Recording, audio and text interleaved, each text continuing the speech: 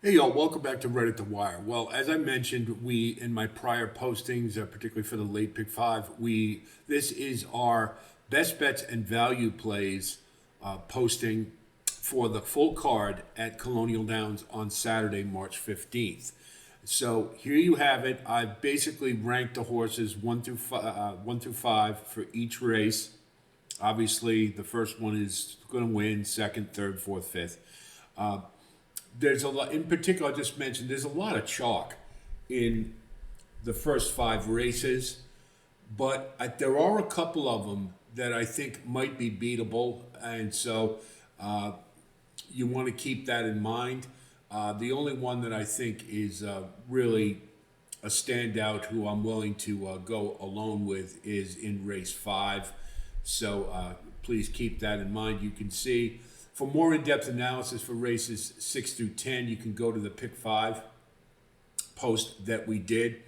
But I'll just give you a second to take a look at this. I'll give you a little time so you can pause it and record it if you'd like.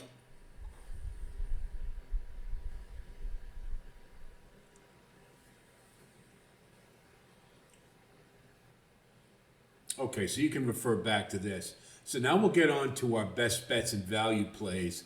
The best bet of the day, I think, is Lion of Justice in the fifth race for Brad Cox, Flavian Pratt aboard. This one is a half to Ever So Mischievous, a graded stakes winner, won the 49er, kind of tapered off towards the end of his career, but was a really solid horse, particularly early on in his career. And I think the tab looks good, everything looks good, and I don't think there's much in the way of speed that's going to really bother Lion of Justice. So he should be able to get to the lead at a mile.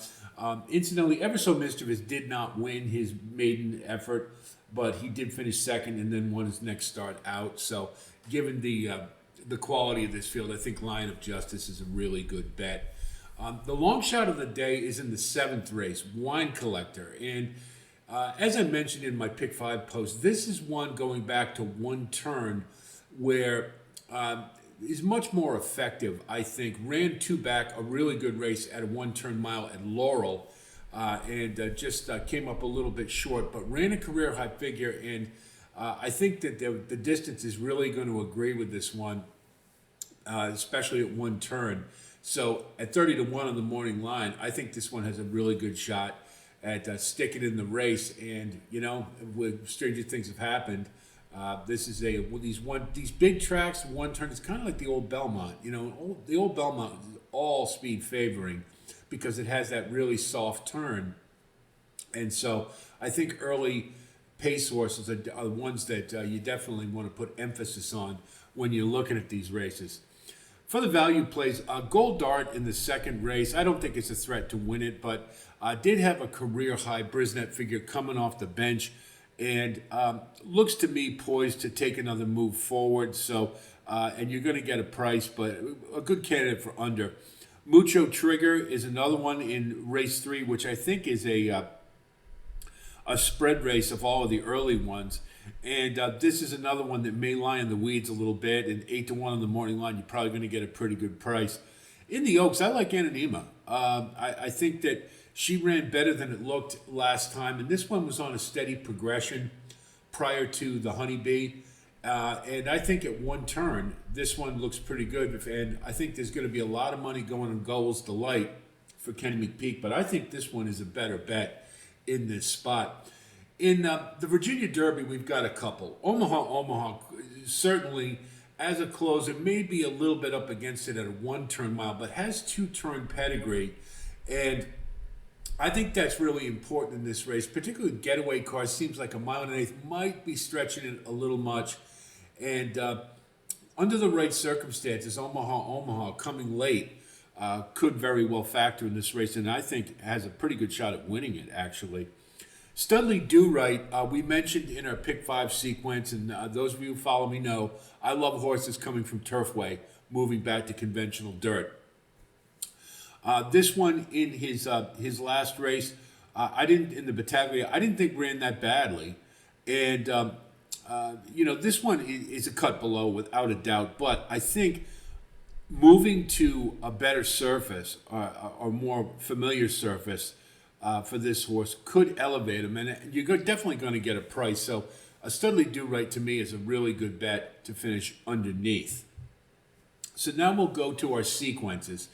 And as you guys know, when I have a single that I'm the best bet of the day that I really like, I like to build my doubles, pick threes, and everything else around it. So Line of Justice in the fifth race to me is the best bet of the day. So we'll do doubles with 3-1 and 2-1 races 4 and 5. I think that's a 2-horse race, and I kind of like the 3 to run.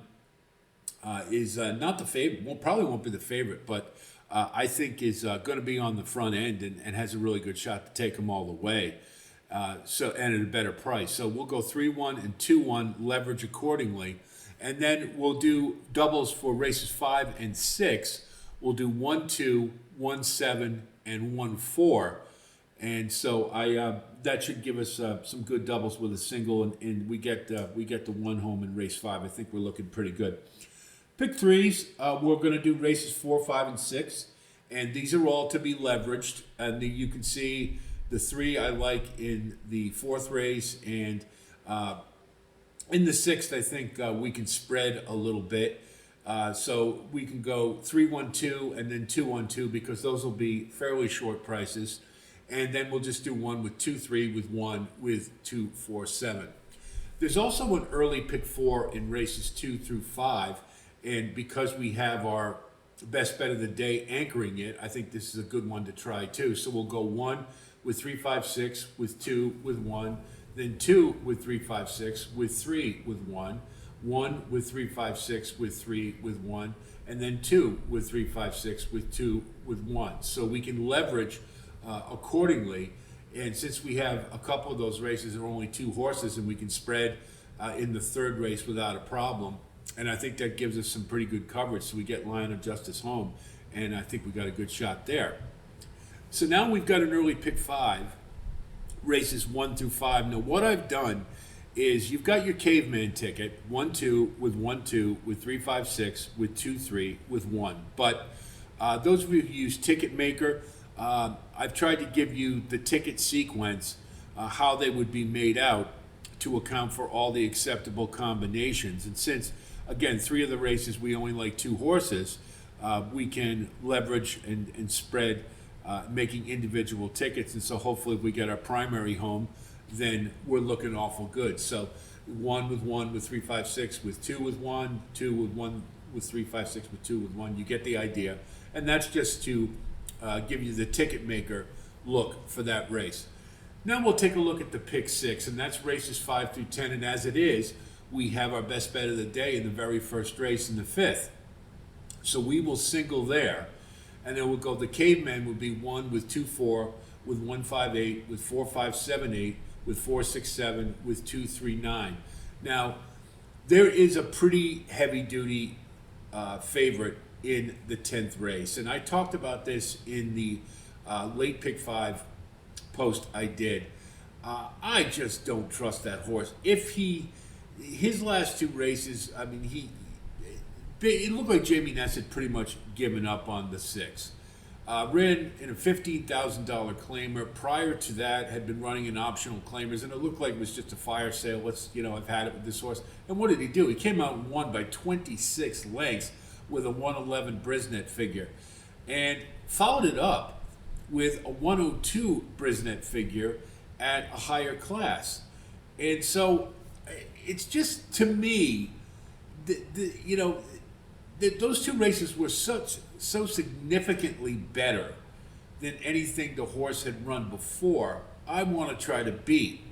And so that's why I'm not using him in the caveman, the pick 6 ticket you see there. However, it's entirely possible that this horse could come back. And so for the keys, you see these are the horses I think are your primary choices to win. 1, 2, 5, 7, 7, and 3. But I put 6 parenthetically because I could certainly see it if you want to go with the 6 as a single. And to that end, I've provided you an alternate double single where you can bookend it with the 5th and the 10th race with singles. So you'd have one Line of Justice, our best bet, in the 5th race, and then you can single the 6th in the 10th race, and then using the horses as we see in between. And I think that's a pretty economical ticket. I think the late pick 5 is definitely one you've got to spread more than you do in the early pick 5, in particular the Oaks. And the Virginia Derby is, I like the 7, but it's, I'm not over the moon about a maiden going into a stakes race, and the horse looks a little bit more like 2 turns would be preferable. I could see singling there, particularly since Getaway Car is a little distance challenged. But I've thrown Omaha in there as well, because the 4 and the 7 both have 2-turn pedigree, or more importantly, have stamina that I think is going to give them a much better shot. But we'll see. Getaway Car may get on the lead and go, so we have to account for that. So you have a couple of different ways to attack the pick 6 if you're so inclined. And I'm always trying to keep I think I just don't want to go bonkers in a pick 6 sequence where particularly those middle races, 7, 8, and 9 are up for dispute. And again, that 10th race, it just really bothers me. So I'm gonna, if I was playing the pick 6, I would try to beat the 6. But you can throw an alternate ticket in there as well. I'll leave it up to you how you want to approach it. So those are our best bets and value plays, and I've given you some sequences I think are worth playing. I certainly hope this helps you with your own strategy formulation for Saturday's card. If you do like content like this, of course, please like and subscribe. And thanks to all of you who have come on board. 5 more to 2,000 subscribers, so let's get that by the end of the week. And it should be a pretty interesting card. I think the first 5 races are going to tell us a lot about how the track is playing, and there are a lot of chalky horses in there, but for the most part, they're going to be horses running on the lead or up near it. So if they win comfortably, then I think you can, that will inform you as how to attack the late pick 5. And again, we have a posting on that if you'd like to see that as well. So that's it from here. If there is another sequence out there that y'all want me to tackle and post for, I'll be happy to do it. Just want to hear from you. Drop me a line and let me know if there's another one that you want to do. So that's it from here. I'll talk to you soon, and until then, be well.